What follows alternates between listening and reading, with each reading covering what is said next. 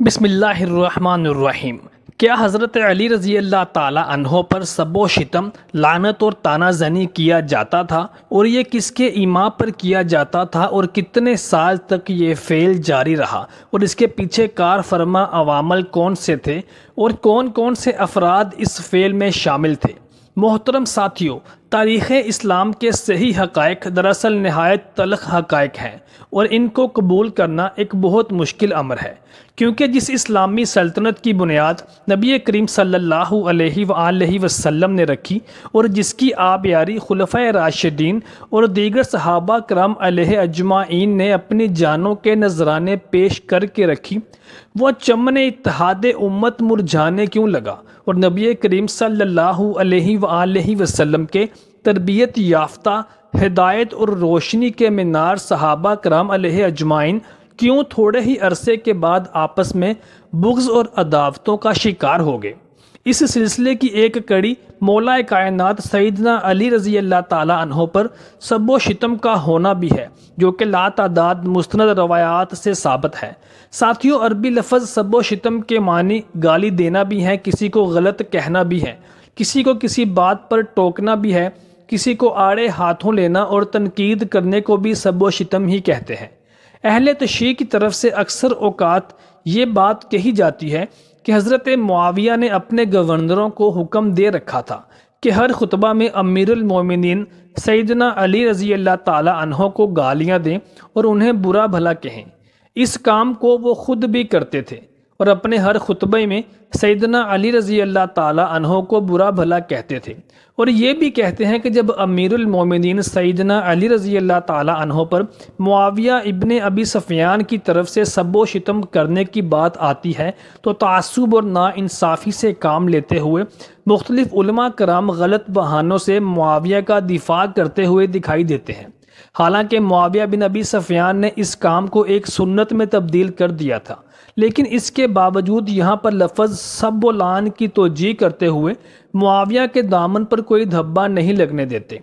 یہ کیسی انسانیت ہے اور یہ کیسا انصاف ہے کہ ممبر سے امیر المومنین حضرت علی کرم اللہ وجہ الکریم پر معاویہ کی طرف سے سب و شتم کرنا تو کوئی بات نہیں، لیکن حضرت ابو بکر صدیق اور عمر فاروق رضی اللہ تعالی عنہ اجمعین پر سب و شتم کرنے سے مسلمان کافر ہو جاتا ہے، اور اس کی جان، مال اور ناموس سب حلال ہو جاتا ہے۔ کیا علی ابن ابی طالب رضی اللہ تعالی عنہ رسول خدا صلی اللہ علیہ وآلہ وسلم کے صحابی نہ تھے؟ کیا علی ابن طالب رسول خدا کے خلیفہ اور جانشین نہیں تھے؟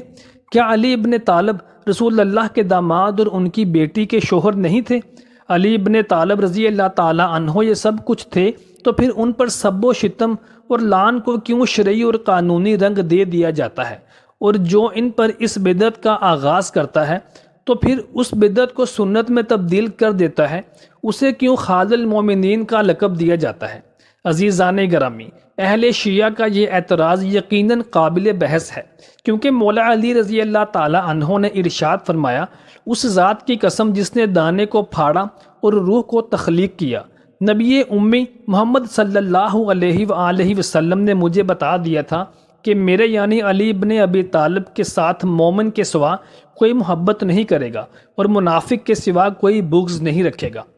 علامہ ابن کثیر اور ابن تیمیہ رحمۃ اللہ علیہ اس کے بارے میں کیا لکھتے ہیں، آئیے جانتے ہیں۔ سب و شتم حضرت علی کی روایت حکومت امیہ کے زیر نگین علاقوں کی مساجد میں تقریباً 65 سال تک جاری رہی۔ یہ روایت معاویہ بن ابو سفیان کے حکم پر جاری ہوئی۔ اس حکم کے تحت علی ابن ابی طالب رضی اللہ تعالی عنہ اور ان کے خاندان کو اموی حکومت کی تمام مساجد میں جمعہ کے خطبے کے دوران میں لعن و تشنیع کا نشانہ بنایا جاتا تھا۔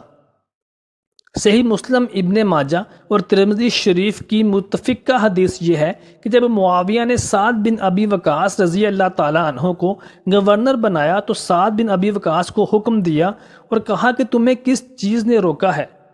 کہ تم ابو تراب یعنی حضرت علی بن ابی طالب رضی اللہ تعالی عنہ پر سب و شتم نہ کرو؟ اس پر سعد بن ابی وقاص نے کہا، میں نے رسول اللہ صلی اللہ علیہ وآلہ وسلم سے علی المرتضیٰ کے متعلق 3 ایسی باتیں سنی ہیں جس کے بعد میں کبھی بھی علی پر سب و شتم لعنت نہیں کہہ سکتا۔ صحابی سعد بن ابی وقاص رضی اللہ تعالیٰ عنہ نے مندرجہ ذیل 3 وجوہات کا حوالہ دیتے ہوئے حکم ماننے سے عذر کا اظہار کر دیا تھا۔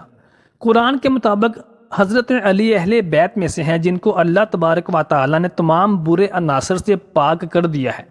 پیغمبر اسلام صلی اللہ علیہ وسلم کے مطابق علی کا تعلق ان سے ایسا ہی ہے جیسے ہارون علیہ السلام کا تعلق موسیٰ علیہ السلام سے تھا، تو ایسی ہستی پر میں سب و شتم کیسے کر سکتا ہوں؟ پیغمبر اسلام صلی اللہ علیہ وسلم نے جنگ خیبر کا پرچم علی بن ابی طالب کو ہی عطا کیا، اور اللہ نے ان کو فتح سے نوازا، اور ان کو پرچم نوازنے سے پہلے نبی صلی اللہ علیہ وسلم نے فرمایا تھا کہ میں کل ایک ایسے شخص کو پرچم دوں گا جو اللہ سے اور اللہ کے رسول سے محبت کرتا ہے، اور اللہ اور اس کا رسول بھی اس سے محبت کرتا ہے، تو کیا ایسے شخص پر میں سب و شتم کروں؟ حضرت سعد بن ابی وقاص رضی اللہ تعالی عنہ نے معاویہ بن ابی سفیان سے کہا کہ اگر تم میری گردن پر آرا بھی رکھ دو کہ میں علی بن طالب رضی اللہ تعالی عنہ پر سب و شتم کروں، تو تب بھی میں کبھی بھی حضرت علی رضی اللہ تعالی عنہ پر سب و شتم نہیں کروں گا۔ کیا معاویہ کا یہ اقدام بھی اجتہادی غلطی تھی یا بغاوت، ظلم، اناد، حسد، بغض مرتضوی؟ صحیح مسلم میں ہے کہ حضرت علی رضی اللہ تعالی عنہ سے بغض رکھے گا لیکن منافق، یا یہ گالیاں دینے والی سب روایات جھوٹی ہیں۔ حضرت علی رضی اللہ تعالی عنہ کو 60 سال تک ممبر و نشستوں میں، وعظ و نصیحت میں اور خطبہ کے ذریعے اور درس و تدریس کے ذریعے خطبہ اور محدثین کے درمیان برا بھلا کہا جاتا رہا، اور یہ سلسلہ اس قدر مفید اور مؤثر ہوا کہ کہتے ہیں کہ ایک دن حجاج بن یوسف نے کسی مرد سے غصے میں بات کی، اور وہ شخص قبیلہ بنی ازد کا رہنے والا تھا۔ اس نے حجاج بن یوسف کو مخاطب کرتے ہوئے کہا، اے میرے امیر، مجھ سے اس انداز سے بات نہ کرو، ہم بافضیلت لوگوں میں سے ہیں۔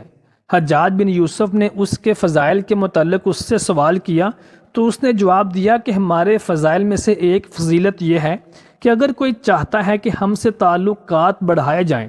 تو سب سے پہلے ہم اس سے یہ سوال کرتے ہیں کہ کیا وہ ابو تراب یعنی حضرت علی رضی اللہ تعالی عنہ کو دوست رکھتا ہے یا نہیں۔ جب حضرت عمر بن عبد العزیز رحمۃ اللہ علیہ خلیفہ بنے تب انہوں نے حضرت علی رضی اللہ تعالی عنہ پر ہونے والی سب و شتم کی روایت کو ختم کیا۔ تاہم ابن جریر طبری لکھتے ہیں کہ سب و شتم حضرت علی کی یہ روایت خلافہ امویہ کے سقوط پر ہی ختم ہو سکی۔